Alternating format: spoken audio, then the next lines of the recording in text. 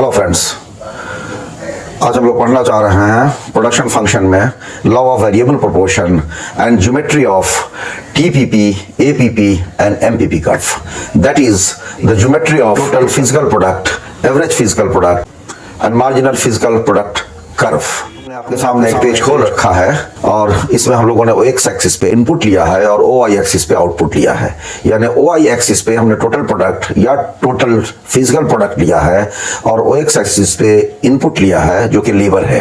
तो हम लोगों ने इस पेज को खोला है और हम लोग इसमें देख रहे हैं कि इसमें तीन तरह की चीजें हमारे पास आई हैं। एक चीज यह है कि टोटल फिजिकल प्रोडक्ट को हमने डिफाइन किया है और बताया है कि टोटल फिजिकल प्रोडक्ट क्या है, और हमने इसमें एक टीपीपी कर्व लिया है और average and marginal physical product curve को भी देखना है, उसकी ज्योमेट्री को देखना है, उसकी ज्योमेट्री को समझना है। तो बुनियादी तौर पर हम लोग तीन चीज समझना चाह रहे हैं। हम लोग तीन चीज समझेंगे, एक TPP curve, total physical product curve, APP curve, average physical product curve and MPP curve, marginal physical product curve. लेकिन इस सिलसिले में जब हम लोग इस तीनों कर्व के बारे में पढ़ना चाह रहे हैं और law of variable proportion with respect to these curve और with the help of these three curves हम लोग पढ़ना चाह रहे हैं इन तीन कर्व की मदद से, तो हम लोग पहले टीपीपी कर्व का अध्ययन अच्छे से करें, इसको हम लोग बेहतर तरीके से पढ़ें। तो हमने पहले लॉ ऑफ वेरिएबल प्रोपोर्शन को बताया है कि law of variable proportion refers to the behaviour of output is called the law of variable proportion. The law usually operates in short period. अब इसको हमने डिटेल में किया है कि to state in other words, जो लॉ ऑफ वेरिएबल प्रोपोर्शन में हम लोग एक वेरिएबल फैक्टर चेंज के इफेक्ट को देखते हैं, अदर फैक्टर्स रिमेनिंग कांस्टेंट।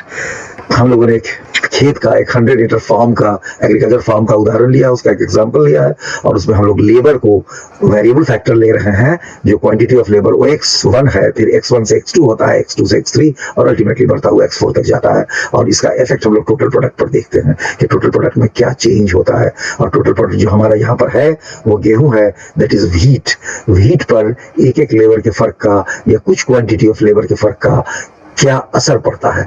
कि टीपीपी कर्व जो है, जो ये कर्व हमने आप देख रहे हैं ओ P1, P2, P3, P4 curve जो है, ये टीपीपी कर्व है। TPP is total physical product, that is total quantity of product, that is total product which is produced with a given amount of factor input during a given period of time. यहाँ पर factor input, that is factor variable input जो है वो labour है और labour की quantity हम लोगों ने OX1 लिया है, फिर x1 से x2, x2 से x3, x4 किया है। और हम लोग यहाँ पर देख रहे हैं कि एक खास पॉइंट पर जब OX1 लेबर होता है तो OY1 हमारा आउटपुट होता है, OX2 होता है तो OY2 होता है, OX3 होता है तो OY3 होता है हमारा आउटपुट। और इस तरह से OX4 अगर हम लेबर एम्प्लॉय करते हैं तो हमारा टोटल आउटपुट OY4 हो जाता है। और ये ग्राफ जो है हमारे लॉ ऑफ वेरिएबल प्रोपोर्शन को दिखाता है। ये ग्राफ जो है ये क्या है, ये जो कर्व है हमारा ये टीपीपी कर्व है और ये लॉ एंड वेरिएबल प्रोपोर्शन को दिखाता है। तो हम लोग देख रहे थे कि to state in other words हम लोगों ने लॉ वेरिएबल प्रोपोर्शन को यहाँ डिफाइन किया, लेकिन इसको हम फिर दूसरी तरह से डिफाइन कर रहे हैं। If A manufacturer increases the quantity units of a variable factor,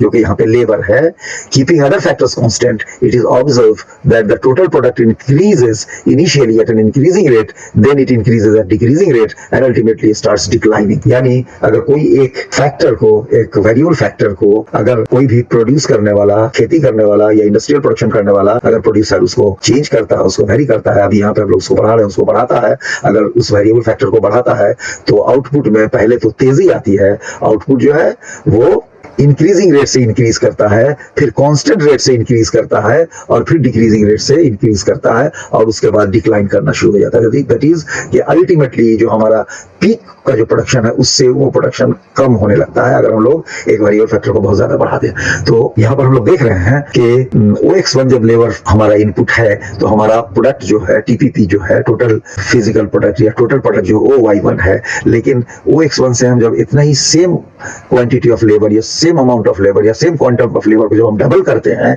तो Y1 से Y2 हमारा इंक्रीज कर जाता है। दैट इज यहाँ OX1 से OX2 जो है, OX1 जितना है उसका जस्ट डबल होता है OX2, लेकिन हमारा टोटल प्रोडक्ट जो है वो डबल से ज्यादा, ऑलमोस्ट ट्रिपल हो जाता है वो। या हम यूं कह सकते हैं कि वो डबल होता है तो ये डबल नहीं बल्कि ट्रिपल या उससे भी थोड़ा ज्यादा हो जाता है।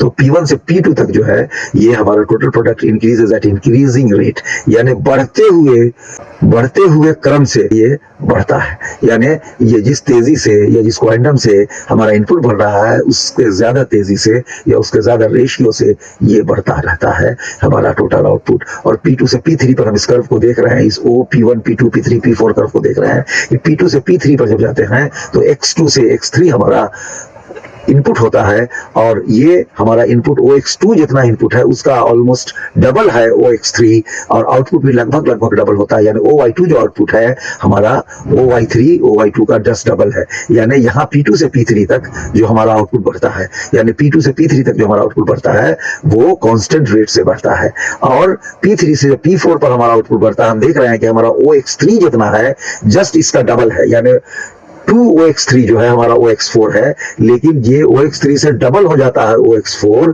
लेकिन हमारा टोटल आउटपुट जो है Y3 से Y4 होता है, यानी ये डबल नहीं, हाफ भी नहीं, उससे भी थोड़ा सा कम है ये।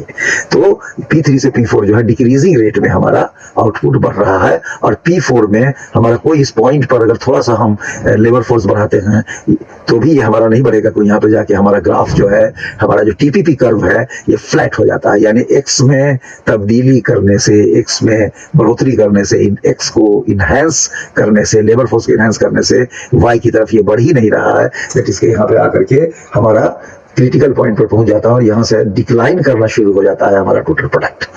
तो हमारा टोटल प्रोडक्ट जो है वो कम होना शुरू हो जाता है, यानी OY4 जो हमारा P4 पॉइंट पर जो हमारा टोटल प्रोडक्ट Y4 आया था, OY4 आया था, ये धीरे धीरे यहाँ से घटने लगता है, यानी OY4 से हमारा टोटल प्रोडक्ट कम होने लगता है। तो हम लोगों ने यही देखा, जो हम लोगों ने लिखा था कि if A manufacturer increases the quantity units of a variable factor keeping other factors constant, it is observed that the total product increases initially at the increasing rate, यानी यहाँ से लेकर के O से लेकर के P2 तक इंक्रीजिंग रेट से बढ़ा था, और P2 से P3 तक कांस्टेंट रेट से बढ़ा है हमारा टोटल प्रोडक्ट, अब P3 से P4 तक डिक्रीजिंग रेट से बढ़ा है, और P4 से जो है that our total product starts to decline. यही हम लोग कहना चाह रहे हैं, एंड अल्टीमेटली स्टार्ट्स डिक्लाइनिंग। ये P4 के बाद हमारा टोटल प्रोडक्ट स्टार्ट्स डिक्लाइनिंग, यानी ये घटता जाता है। तो हम लोगों ने अभी TPP कर्व को देख लिया। अब इसके अगले लेक्चर में, अगले वीडियो में हम लोग APP एंड MPP कर्व के बारे में पढ़ेंगे। दोस्तों, आप लोगों ने इस वीडियो को देखा।